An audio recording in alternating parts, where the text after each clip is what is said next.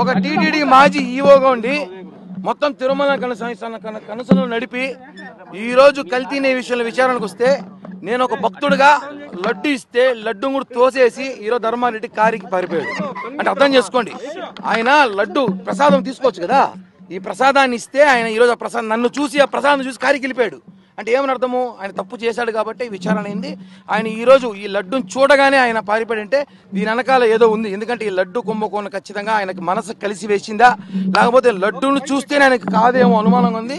నేను తీసుకొని తిరుమల ప్రసాదం సార్, సాక్షాత్ మీ మంత్రి గారే లడ్డు బాగుందని చెప్పారు, టేస్ట్ చేయండి సార్ అని తెస్తే ఆ లడ్డుని ముఖాన్ని ఇసిరి కొట్టి ఆయన కింద పడేసి వెళ్ళిపోయాడు. ఇది కరెక్ట్ కాదు. వెంకటేశ్వర స్వామి ప్రసాదాన్ని ధర్మారెడ్డి అవమానించాడని ఖచ్చితంగా నేను చెప్పగలను. దీని మీద ఖచ్చితంగా మరొక పిటిషన్ కూడా అయిపోతున్నాయి కోర్టు ధర్మారెడ్డి మీద అని చెప్పి కూడా తెలియజేస్తున్నా.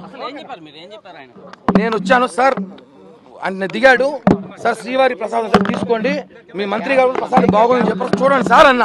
లడ్డు కొట్టేసి కారికి హూ అని నిలిపినాడు.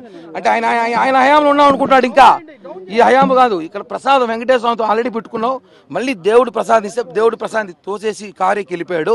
అంటే నువ్వు ఈవోగా ఎలా పరిపాలించావు? వెంకటేశ్వర స్వామి లడ్డు కూడా తీసుకోలేనంత స్థితిలో ఉన్నావు అంటే 5 ఏళ్ళు ఎలా పరిపాలించావు? గతంలో ఒక 9 ఏళ్ళు.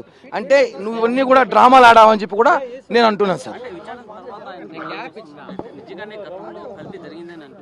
100% కల్తీ జరిగింది. మీరు చూస్తుండండి, ఖచ్చితంగా ధర్మారెడ్డి అంటే బ్యాచ్ అందరూ జైలుకు పోతారని చెప్పి కూడా తెలియజేస్తున్నా.